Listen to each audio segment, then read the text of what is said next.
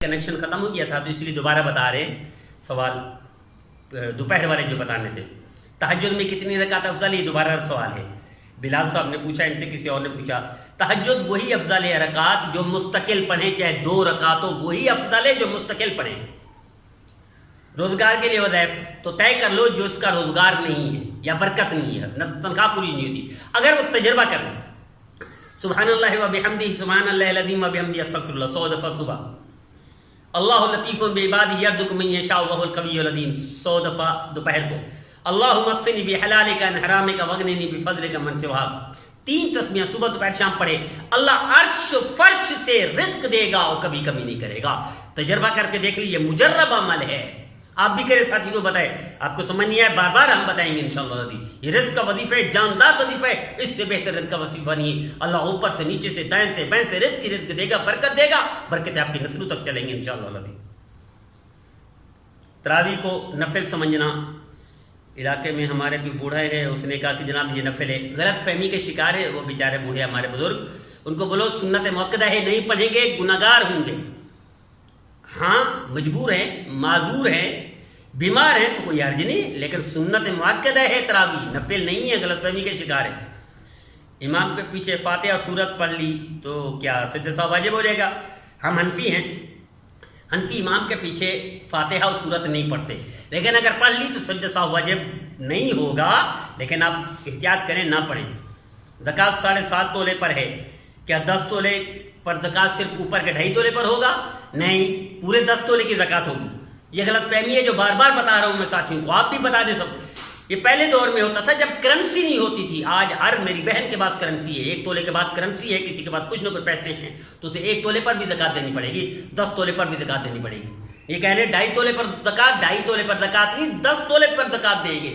10 تولے پر زکوٰۃ کتنی ہے؟ 1 تولہ لاکھ روپے بناؤ تو 10 تولے 10 لاکھ وہ بنیں گے، 10 لاکھ بنیں گے. 25,000 ہے، 25,000 سے اللہ آپ کی دنیا اور آخرت بنا دے گا، برکت دے دے گا، ڈاکو چوروں سے محفوظ کر دے گا. اور کیا چاہیے آپ کو؟ جدہ میں ہم رہتے ہیں تو یہاں عورتیں مردوں کی طرح نماز پڑھتی ہیں، سجدہ رکوع نہیں. وہ حنابلہ ہیں، وہ پڑھیں تو کوئی حرج نہیں، بحث نہ کریں، مناظرہ نہ کریں، ان کو غلط نہ کہیں. ہماری بہنیں، ہم حنفی ہیں، حنفی لوگ پردے میں نماز پڑھیں. بہنیں ان کی طرف سے مردوں کی طرف سجدہ ہماری بہنیں نہ کریں، حنفی ہیں ہم، ان کی طرح نہ پڑھیں. پلاٹ خریدا ہے اس پر زکوٰۃ دوں یا نہ دوں؟ بالکل پلاٹ خریدا ہے زکوٰۃ دینی پڑے گی آپ کو. اگر گھر کے لیے خریدا ہے کہ گھر بناؤں گا تو پھر تو نہیں دیں گے، لیکن اگر اس لیے خریدا ہے کہ بیچوں گا اور پیسے کماؤں گا تو پھر زکوٰۃ دینی پڑے گی. پھر وہ نہیں، گنجائش نہیں. میرے پاس کچھ رقم ہے، وہ بینک سے لی ہے، کیا زکوٰۃ دوں؟ اگر آپ کے پاس 5 لاکھ ہے اور بینک سے 4 لاکھ لیے تو 1 لاکھ کی زکوٰۃ دیں گے، اور 6 لاکھ ہے بینک سے 5 لاکھ لیا ہے تو 1 لاکھ کی زکوٰۃ دیں گے. آپ کے پاس 10 لاکھ ہے بینک سے 8 لاکھ لیا ہے تو 2 لاکھ کی زکوٰۃ دیں گے. جو موجود ہے قرضے کو کاٹ کر اس کی زکوٰۃ دیں گے. اسی طرح ملک طیب صاحب ہیں، وہ فرماتے ہیں میری بہنیں اور خالہ نہیں، وہ فرماتے ہیں ملک طیب صاحب میری اور میری بہن کی اولاد نہیں ہے. ملک طیب صاحب آپ کو پہلے بھی یاد کیا تھا، تجربہ کر کے دیکھ لیں، مجرب عمل بتا رہا ہوں اولاد کے لیے. اپنی اہلیہ کے پیٹ پر انگلی سے لکھے محمد، 30 دن یہ عمل کریں اور لکھے اللہ سے مانگے اللہ اولاد دے دے. اولاد دے گے اللہ تو میں اس کا نام محمد رکھوں گا. تجربہ کر کے دیکھ لیں، میرا مجرب ہے، سینکڑوں لوگوں کو پتہ ہے، کوئی ایک بھی محروم نہیں ہوا. آپ بھی کر کے دیکھیں، پھر بھی نہ ہو تو مجھے بتائیے گا، ایک اور وظیفہ بتاؤں گا انشاءاللہ. ریحان نذیر صاحب وہ کہتے ہیں کہ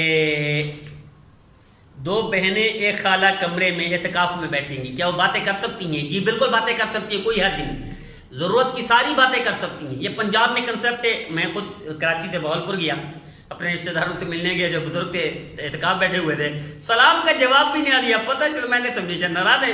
مجھے کسی نے بتایا کہ ان کو کسی نے بتایا ہوا ہے کہ اگر سلام کا جواب دو گے یا بات کرو گے تو اعتکاف ٹوٹ جائے گا. تو یہ غلط فہمی کے شکار ہمارے پنجاب میں دیہات میں ہوتے ہیں. تو کوئی حرج نہیں، باتیں کر سکتی ہیں، ضرورت کی ساری باتیں کر سکتی ہیں، لیکن زیادہ وقت عبادت میں گزاریں تو بہتر ہے. ایسا نہ ہو سارا وقت ہی باتوں میں لگی رہیں، یہ بہتر نہیں ہے، لیکن بات ضرورت کی کر سکتی ہیں، کوئی اعتکاف میں فرق نہیں پڑتا. عورت کا مسجد میں تراویح کے لیے جانا، ہمارے ہاں حنفی ہیں ہم، مکروہ تحریمی ہے، لیکن ہم دوسروں کے بارے میں نہیں کہتے. ہمارے حضرات حنابلہ ہیں، شافعی ہیں، وہ جاتی ہیں ان کی بہنیں، ان کے ہاں جائز ہے، کوئی حرج نہیں، ہم لڑتے نہیں.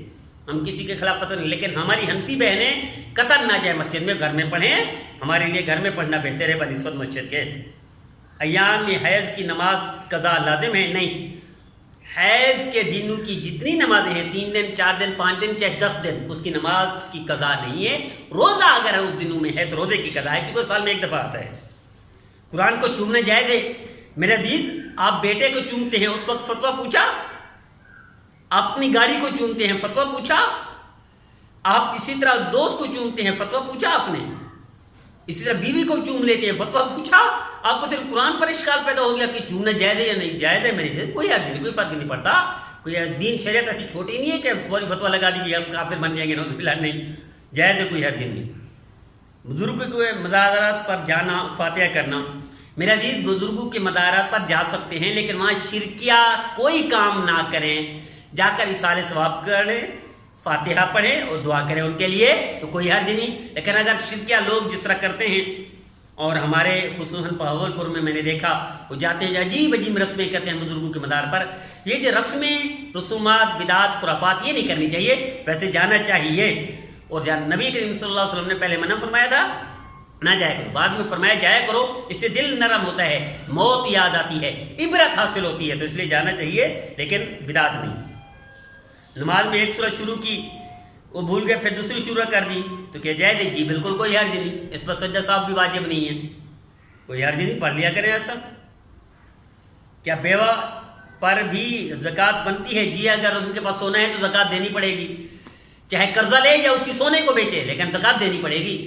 11 تولے سونا ہے بیوہ کے پاس، اور زکوٰۃ نہیں بنے گی کہ بیوہ ہے، اس کو چاہے سونے کو بیچے زکوٰۃ دے، یا قرضہ لے لے زکوٰۃ دے، زکوٰۃ بیوہ پر بھی بنتی ہے۔ اس کا یہ مطلب نہیں ہے کہ شوہر فوت ہو گیا تو زکوٰۃ نہیں بنتی، نہیں، زکوٰۃ دینی پڑے گی۔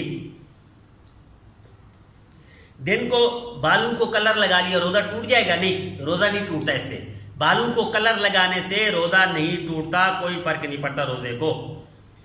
لڑکی، غیر محرم لڑکی کو کالج میں بوس و کنار کر لیا، اس سے روزہ ٹوٹ جائے گا؟ نہیں، روزہ ٹوٹ نہیں جائے گا، لیکن آپ کے لیے فعل خراب ہے کہ آپ کو اس کی سزا اللہ دیں گے دنیا میں، چونکہ گناہ ہے، اللہ کی نافرمانی ہے، ہر گناہ کی کوئی نہ کوئی سزا ملتی ہے، وہ اللہ ہی دیتے ہیں سزا کرنے، اس لیے توبہ کر لیں، آئندہ اس کام سے بچیں۔